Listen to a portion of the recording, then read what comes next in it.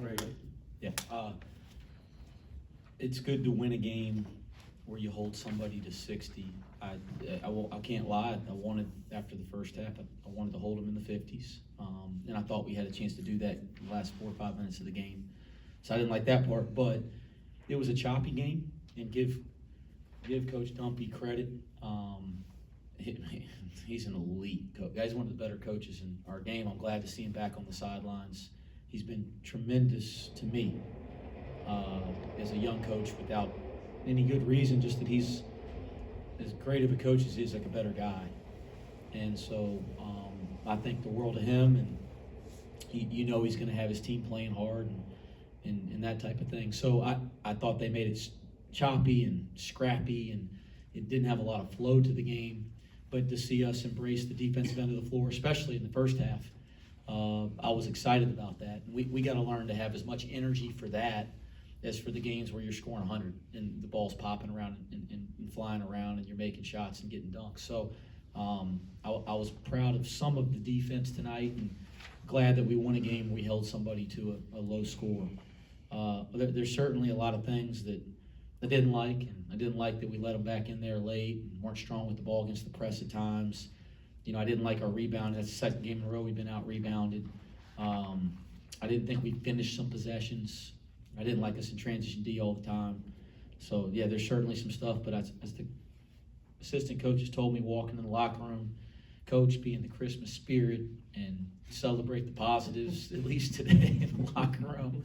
So I'm going to be in the Christmas spirit. We had 38 deflections by the way that we statted it during the game, and we had 8 kills, which was how we quantified 3 consecutive stops in a row, and that part's really good. I think we had 6 consecutive stops to start the game. And so, there's some really good stuff. So that's what I talked about in the locker room, and that's what we're going to think about right now. But we'll watch the tape, get a day off, and try to learn from it a little bit. Forced 25 turnovers. Is that another just reflection of the deflections and how well the intensity was on the defensive end? Yeah. I mean, anytime you force 25, I thought, in fairness to them a little bit, they threw a couple away too. I thought they threw some pitch heads out of bounds and things that weren't there. So I don't know if we forced 25, but we did force some turnovers and had some deflections. And again, you guys have heard me. We have to become an elite defensive team. We're working on it. I think the guys are getting a better sense of what we're trying to do defensively. And when they want to, it looks pretty dang good. I mean, from where I'm standing, especially if we can finish the possession a little bit better in terms of the contest and the rebound. But it just, again, I'm going to be relentless. I want it all the time. Dan had 3 blocks all in the second half. Getting that from somebody from the wing, how happy does that make you? His gifts are just, God, they're incredible, right? You can't watch I don't care who you are. You watch that game, you see it. I mean, he keeps the ball in front, and somebody goes up to shoot. It's like that 7'1" wingspan comes out, and his instincts come out, and it's incredible. And so the thing with Daniel is the more he embraces learning how to get to the right spots and his defensive principles and his defensive positioning, the more he's going to be in position to go make all those plays, because he has all the natural ability to do it. And I think he has a long way to go, and that is a compliment to him, because I think his ceiling is through the dang roof. But he's getting better at a really fast rate. I mean, who he is defensively today versus 2 weeks ago, it's been a significant improvement. We haven't arrived yet, but he's improving at a fast rate, and that's really good for our team. Him and Reed, both 2 freshmen, and they've been getting a lot of playing time the last couple of weeks. How can you speak on their growth, just those 2 as well? Well, I think you look at those 2, and you look at them as a 2 and a 3, right? Daniel's kind of a 2 guard, even though he's 6'6". Josh is like your prototypical small forward at the high level. And you look at those 2, if they keep growing with the gifts they have, you're talking about at some point, that's the best 2-3 in college basketball. That's how much I think of them. Now we ain't there yet. We ain't arrived. They're not there yet, but I do think they're capable of that. And for this team, especially when you think about losing, Rob and John, for this team, like, the quicker they get there, the better we are in league play. And so I am pleased with some of their improvements here over the last couple of weeks, but we still got a ways to go with both of them. 28 free throws today. You guys, I believe, been over 15 in now 5 or 6 straight games. Is the physicality starting to get there on the offensive end? It's kind of giving you guys a little bit more margin for error when the shots aren't falling at a really high rate. Yeah, you like to see that you're getting on. I mean, again, it was I'm not complaining. It was just, I like that we get to the line 28 times. That's great. But it was a strange game in that sense. There were a lot of fouls in the backcourt. We're in the bonus early. So I don't think all of those 28 free throws are a result of us putting this incredible pressure on the rim. But yes, we want to put more pressure on them. We want to get to the free throw line. So from a raw number standpoint, it's good to see that. I still think we have a ways to go because, again, there was some strange calls way away from the basket. Not strange, but there were some calls way away from the basket that, got us on the free throw line versus throwing it in the post and attacking the basket, that type of thing. You've spoken on Vic's growth. He's had 8 straight games now in double-digit scoring. Are you doing something to get him involved offensively, or is he just staying aggressive out there? I think, number one, I got to make sure him and I are okay. He's so pissed I got on his loose ball. There was a loose ball on the sideline. Now, my nature is to dive on the damn thing. Okay, that's how I was taught, and I always went head first. But he apparently thought it was his, so I didn't see him behind me. So I maybe cost us a possession right there, which you don't like as a coach. But I'm just having fun. He looked at me so mad. I said, "Is that what I look like when I look at them when they don't dive on a loose ball?" Now I understand why they get pissed at me. But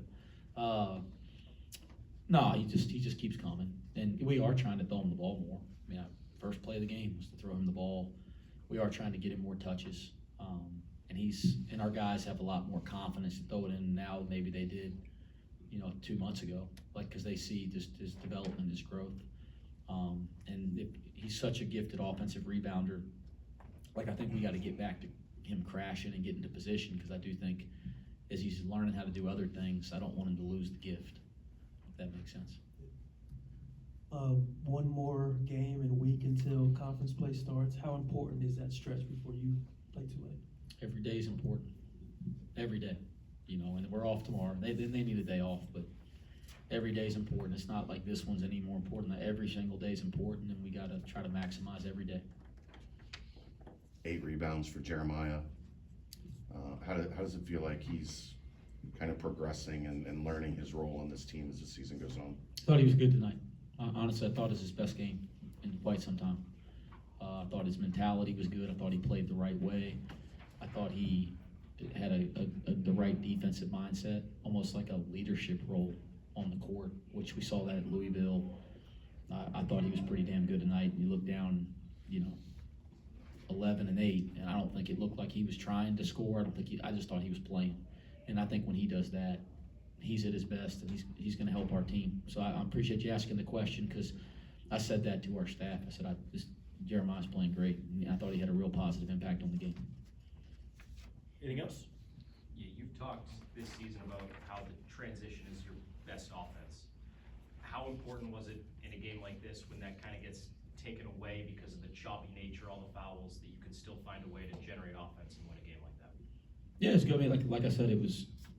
You look down and you still get 78.